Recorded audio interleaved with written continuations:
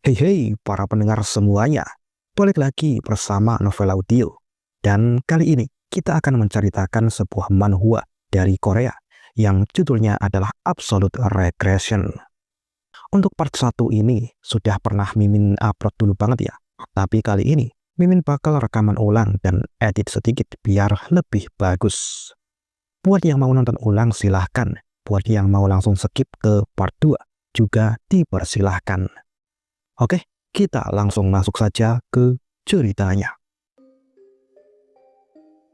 Di sebuah pavilion di dunia Murim. Di dalam pavilion itu, terlihat dua orang tua sedang duduk saling berhadapan satu sama lainnya. Hanya segelas saja, kata Pak Tua yang berambut panjang. Dia disebut Geom Mugek. Karena namanya susah, kita sebut saja Pak Tua Jiom. Mendengar perkataan Pak Tua Jiom itu, orang tua berjenggot tebal di depannya hanya bisa menghela nafas. Aku telah menunggumu selama beberapa dekade ini, tapi kau hanya mau minum segelas saja. Dasar orang tua berhati dingin, kata orang tua itu. Dia bernama Gui Ryongja. Pak Tua Ryongja ini bertemu dengan Jiom sekitar 40 tahun yang lalu. Saat itu, Jiom masih sangat muda. Dia datang ke rumah Ryongja tanpa mengucapkan salam apapun dan langsung memintanya untuk menggunakan teknik rahasia keluarganya, yaitu teknik regresi agung. Teknik ini adalah salah satu pencapaian terbesar keluarga Gui, dan itu telah diwariskan selama beberapa generasi di keluarganya. Ryongja muda saat itu sangat terobsesi untuk menyempurnakan teknik regresi agung tersebut. Dan setelah berusaha keras selama beberapa tahun, dia akhirnya berhasil menyempurnakan teknik itu. Tapi Ryongja muda merasa frustasi. Karena untuk bisa menggunakan teknik regresi agung, dia membutuhkan 5 bahan utama yang mustahil untuk dia dapatkan. Yang pertama adalah uang sebesar 500 juta nyang. Bahan kedua adalah lonceng petir. Itu merupakan artefak suci dari kultus angin surgawi. Bahan ketiga adalah anglo dupa ilahi yang merupakan artefak suci dari keluarga naga ilahi. Bahan keempat adalah esensi inti dari ikan mas kuno berumur 10.000 tahun. Dan bahan kelima yang juga merupakan bahan tersulit untuk didapatkan, yaitu inti jiwa iblis dari pemimpin kultus iblis. Ryongja muda sangat frustasi karena dirinya hanya bisa mendapatkan bahan pertama, yaitu uang sebesar 500 juta nyang. Sedangkan untuk keempat bahan lainnya, jangankan mendapatkannya, Ryongja muda bahkan tidak pernah melihatnya sekalipun. Pada saat Jiom muda datang ke rumahnya dan meminta pada dirinya untuk menggunakan teknik regresi agung, saat itulah Ryongja muda berpikir untuk memanfaatkan pemuda ini agar dia membawakannya semua bahan-bahan itu. Namun beberapa tahun kemudian, saat dia melihat Jiom membawakan bahan-bahan itu satu persatu, Ryongja menyadari betapa bertekadnya orang ini untuk kembali ke masa lalu. Bahkan untuk mendapatkan bahan terakhir, yaitu inti jiwa iblis dari pemimpin kultus iblis, Jiom menghilang untuk waktu yang lama tanpa kabar apapun. Hingga akhirnya Pak Tua Jiom datang padanya saat ini dengan membawa bahan terakhir tersebut. Dia masih sangat muda saat aku pertama kali bertemu dengannya. Tapi sekarang dia telah menjadi pria tua dengan semua uban di kepalanya. Auranya bahkan telah berubah. Dia terlihat lebih dingin dan kejam saat ini, pikir Ryongja dalam hati. Aku sudah lama ingin menanyakan hal ini padamu. Sebenarnya, kenapa kau berusaha sangat keras untuk kembali ke masa lalu? Tanya Ryongja sambil meminum anggur di cangkirnya. Jiom tidak langsung menjawab pertanyaan itu. Dia juga meminum anggur yang diberikan Ryongja terlebih dahulu sebelum membanting cangkirnya ke atas meja. Bam! Aku ingin membalas dendam. ucap Ciom dengan penuh kebencian di matanya. Mendengar itu, Ryongja terkejut. Bahkan dengan kekuatanmu, apakah kau harus kembali ke masa lalu untuk membalas dendam? Siapa sebenarnya orang yang sangat kau benci itu? Tanya Ryongja. Ciom terdiam sejenak sebelum dia berkata, itu Hua Mugi. Mendengar nama itu, hati Ryongja bergetar. Tidak ada satupun orang di dunia Murim ini yang tidak mengetahui nama itu. Hua Mugi adalah orang terkuat di era ini. Dia telah membunuh 3 pemimpin besar di dunia Murim, yaitu pemimpin aliansi Murim, pemimpin aliansi Unorthodox, dan juga pemimpin kultus iblis. Semuanya telah terbunuh oleh Hua Mugi itu. Itulah kenapa Ryongja sangat takut saat mendengar nama itu. Kau, bahkan jika kau kembali ke masa lalu, aku rasa kau tidak akan bisa mengalahkannya. Ryongja mencoba untuk menghentikan Ciom. Namun Ciom tetap tidak bergeming. Meskipun begitu, aku harus membunuhnya apapun yang terjadi, ujar Ciom sambil menggertakkan giginya. Dia lalu melanjutkan perkataannya, yang mana itu kembali mengejutkan Ryongja. Pemimpin kultus iblis yang dibunuh oleh Hua Mugi adalah ayahku. Tapi aku ingin membunuhnya bukan karena dia telah membunuh ayahku, juga bukan karena dia telah membunuh saudaraku yang licik itu. Bagaimanapun, mereka dikalahkan karena mereka lemah. Namun, Hua Mugi tidak hanya membunuh ayahku dan saudaraku. Dia membunuh semua orang di kediamanku, baik itu para pelayan, juru masak, anak-anak yang bahkan belum bisa berbicara, hingga hewan ternak. Hua Mugi membunuh semuanya tanpa meninggalkan satupun yang tersisa. Jadi, aku harus membalas kebencian ini apapun konsekuensinya, kata Ciom sembari mengingat ingatan yang menyakitkan itu. Ryongja tidak bisa mempercayai telinganya saat mendengar itu. Itu tidak mungkin. Hua Mugi adalah orang terkuat di era ini. Kenapa dia repot-repot melakukan itu? Ucapnya dengan mulut terbuka.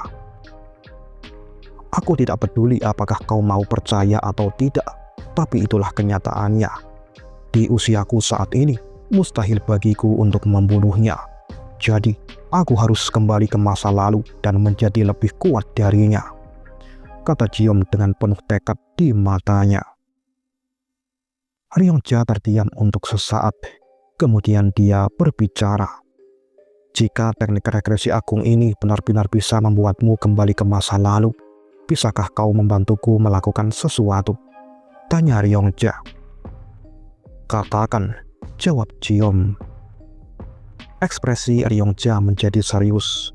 Dia lalu berkata, kau harus menggagalkan pernikahanku. Setelah mengatakan itu, suasana menjadi sunyi.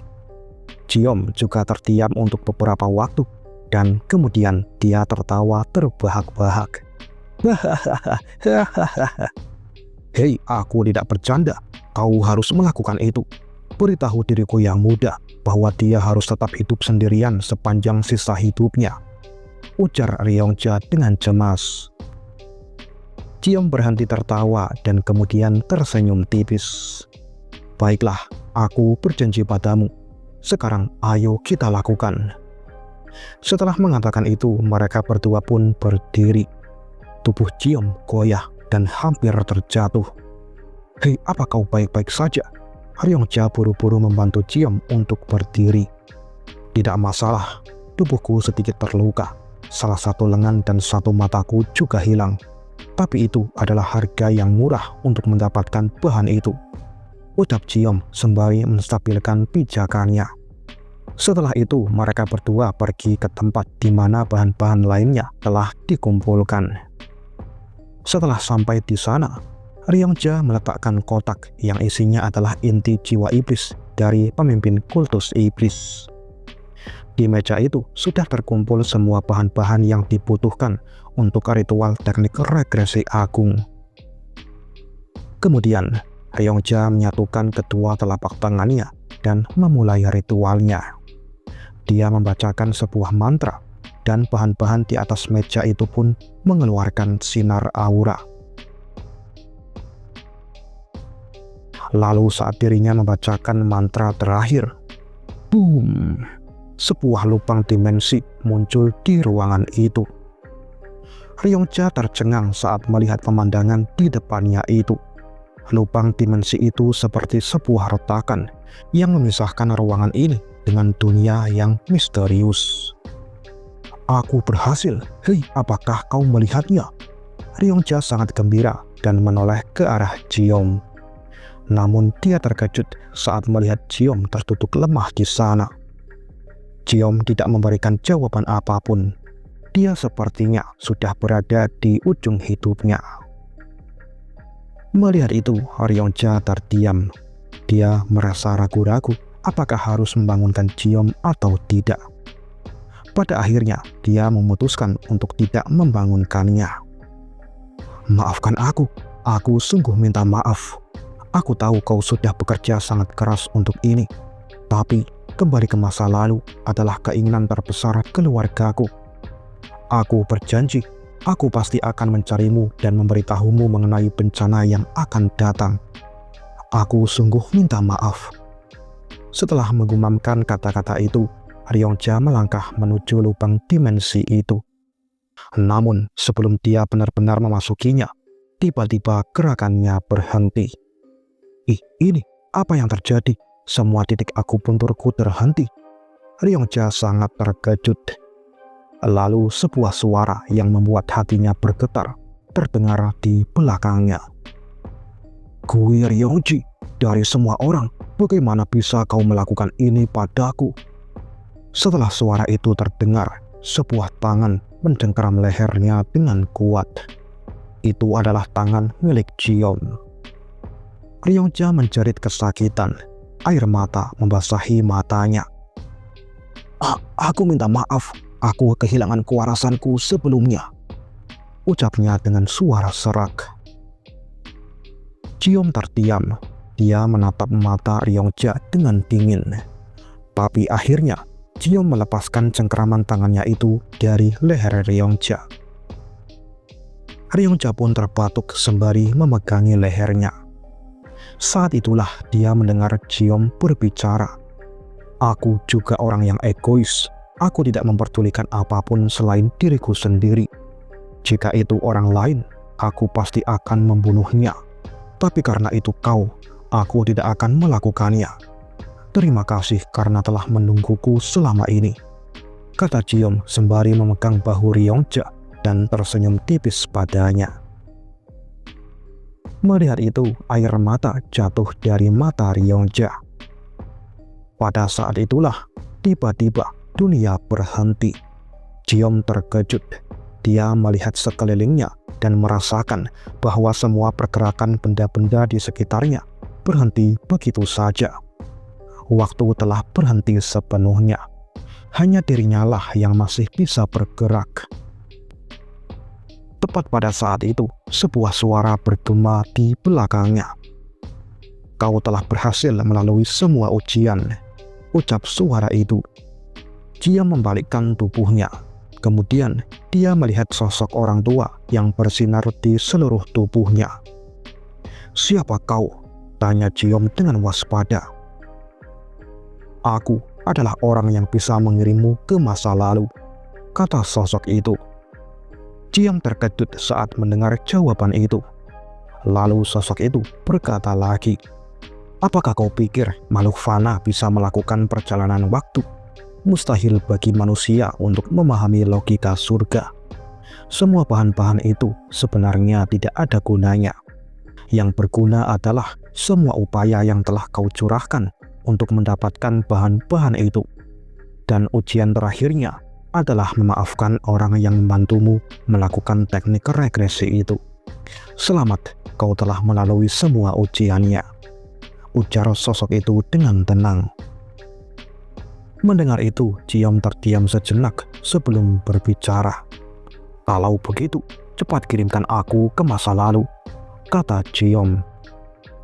Sosok itu tidak menanggapi untuk beberapa saat. Kemudian dia membuka mulutnya. "Apa yang akan kau lakukan setelah kembali ke masa lalu?" tanya sosok itu. Ciom menjawab dengan tenang, "Aku akan membunuh orang yang pantas mati dan melindungi mereka yang seharusnya hidup." Ciom terdiam sejenak sebelum melanjutkan perkataannya. "Dan aku akan menjalani hidupku dengan bermakna. Mungkin aku menyesal dengan caraku menjalani hidup selama ini." Mendengar jawaban itu, sosok itu kembali bertanya, "Apa yang membuatmu menyesal?" Ekspresi Ciom berubah saat mendengar pertanyaan itu. "Aku menyesali semuanya. Sejak aku lahir, semua tindakanku bukan atas keinginanku sendiri. Aku harus melakukannya karena situasi mendorongku untuk melakukannya. Dan sebelum aku menyadarinya, aku telah menyia-nyiakan hidupku selama ini. Jadi, aku harus kembali ke masa lalu dan menjalani hidupku sesuai dengan yang aku inginkan," seru Ciom dengan tegas. Sosok itu terdiam setelah mendengar perkataan Ciom. Kemudian dia tersenyum tipis. "Baiklah, kau sekarang bisa memasuki lubang dimensi itu untuk kembali ke masa lalu. Aku menantikan kehidupan baru yang akan kau jalani." Setelah mengatakan itu, sosok itu kembali bersinar. Kemudian dia menghilang sedikit demi sedikit seiring meredupnya sinar itu. Dan setelah sosok itu benar-benar menghilang, waktu pun kembali berjalan lagi. Aku benar-benar minta maaf." Ryongja menangis terseduh-seduh di belakangnya. Ciom meliriknya sedikit sebelum akhirnya dengan tegas berbalik dan bersiap memasuki lubang dimensi itu. Saat itulah dia mendengar Ryongja berteriak, "Hei, aku tahu aku sangat tidak tahu malu untuk mengatakan ini. Tapi kau harus ingat untuk menggagalkan pernikahanku. Kau harus melakukannya," teriak Ryongja. Ciom tersenyum tipis saat mendengar itu. Sebelum dia benar-benar memasuki lubang dimensi itu, dia berkata, "Jaga dirimu baik-baik." Setelah dia mengatakan itu, akhirnya Ciom masuk ke lubang dimensi dan menghilang dalam balutan cahaya yang bersinar terang. Beberapa waktu pun berlalu. Seorang pemuda membuka matanya. Dia sedang berdiri di atas arena dengan sorak-sorai ribuan penonton di sekitarnya. Setelah terkejut untuk sesaat, pemuda itu akhirnya menyadari apa yang sebenarnya terjadi. "Aku benar-benar kembali ke masa lalu," gumam pemuda itu sambil tersenyum tipis. Dia adalah Pak Tua Ciom yang telah kembali ke masa mudanya. Ciom memandangi patung leluhurnya sebentar sebelum mengalihkan perhatiannya ke tempat di mana ayahnya, pemimpin kultus demonik, dan tetua lainnya berada. Pemimpin kultus demonik biasa dipanggil Heavenly Demon. Dia sekarang sedang melihat ke arena dengan tatapan dingin di matanya. Setelah melihat ayahnya sejenak, Ciom mendengar teriakan seseorang. "Tuan muda kedua, berapa lama lagi kau akan membuat kami menunggu? Cepat, ayo kita mulai pertarungannya," teriak orang itu sembari menancapkan pedang besarnya ke lantai arena itu. Setelah melihat orang yang berteriak itu, Ciom menyadari bahwa hari ini adalah hari di mana duel iblis baru diadakan. Entah apa yang dipikirkan ayahku, tapi pada suatu saat, dia, pemimpin kultus demonik, sang Heavenly Demon, tiba-tiba saja mengeluarkan pengumuman. Siapa saja akan bisa menjadi pemimpin kultus demonik selanjutnya. Asalkan itu adalah orang terkuat, dia akan bisa menjadi Heavenly Demon selanjutnya. Berita itu membuat semua orang menjadi gempar.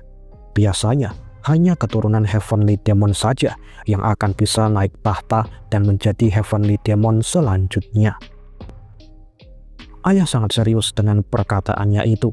Dia mengatakan sebuah kompetisi bernama Duel Iblis Baru untuk membuktikan perkataannya itu.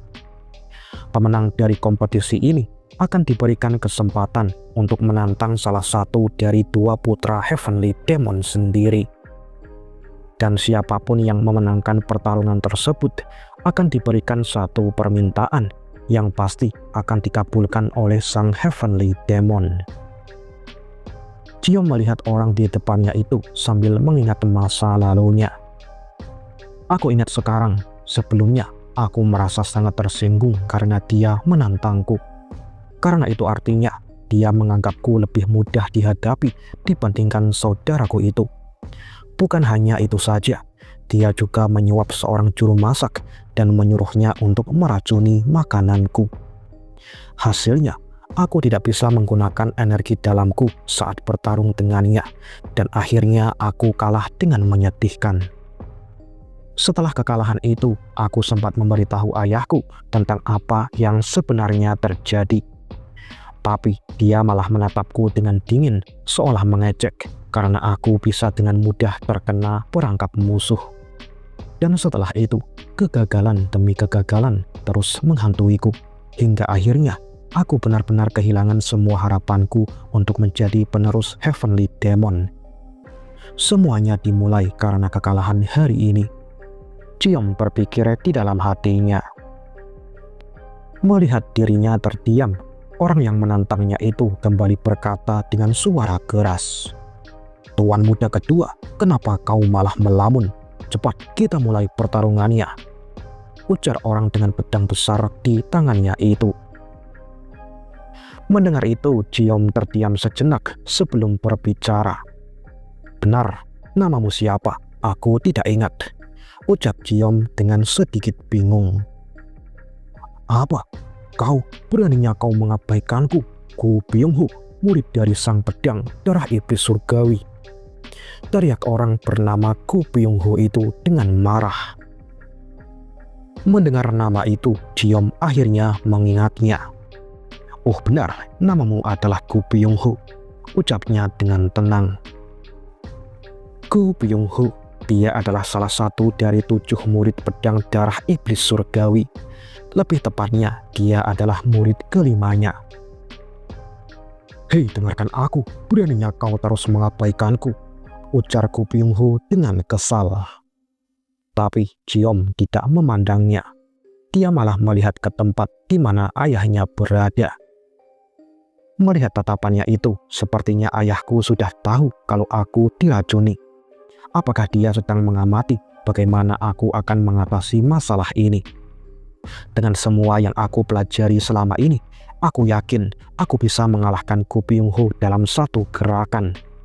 Tapi, aku tidak bisa menunjukkan kemampuan asliku di tempat ini. Aku perlu menyembunyikannya untuk sementara waktu. Setelah berpikir seperti itu, Chiom mengangkat tangannya.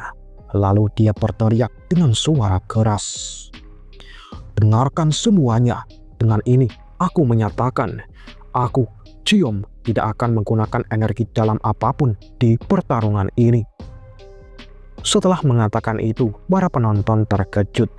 Gu Byung-Hu juga terkejut. Dan setelah arena itu terdiam sejenak, sorak-sorai penonton mulai bergemuruh di arena itu. "Chiom, Chiom, Chiom!" Semua orang mulai menyerukan nama Chiom dengan suara keras. Mendengar semua penonton memuji musuhnya, Gu Byung-Hu menjadi sangat kesal. Dia lalu mengangkat tangannya dan juga berteriak keras, "Jika itu yang kau minta, maka aku juga tidak akan menggunakan energi dalam apapun," teriak Gu Byung-Hu. Tapi bukannya sorak-sorai penonton, mereka malah mengejeknya. "Apa kalau dua-duanya tidak menggunakan energi dalam? Bukankah ini akan membosankan? Buang-buang waktu saja." Para penonton mulai berbisik satu sama lainnya. Melihat reaksi penonton itu, Gu Byung-Hu menjadi sangat marah hingga urat-urat di dahinya menonjol keluar. "Bajigur, sudah cukup. Tuan muda kedua, hunuskan pedangmu," ujar Gu Byung-Hu sambil menghunuskan pedang besarnya ke arah Chiom. Di sisi lain, Chiom mencoba menggerakkan tangannya untuk memastikan sesuatu. Sepertinya aku masih belum terbiasa dengan tubuh mudaku. Aku tidak tahu apakah tubuh ini bisa mengimbangi teknik milikku. Gumam Ciom dalam hati.